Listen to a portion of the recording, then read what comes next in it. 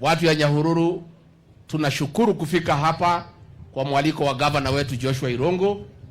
Ametualika hapa kufungua ultra modern state of the art maternity wing. Nimetembea kwa hiyo maternity, nimepata wamama wajawazito, nimepata wengine wamejifungua, nimepatiwa watoto nimeshika, na nimetozwa fine ya kushika mtoto. Dero mwanada nyitago na jana yake. Anyitago na yake.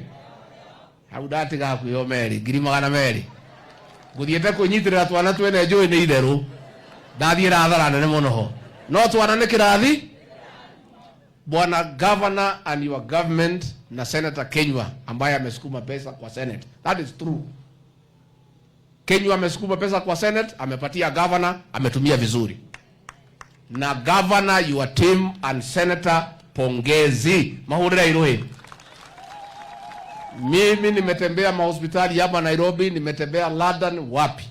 Tumetembea na huyu CS na kumisha mahospitali mengi hapa Kenya.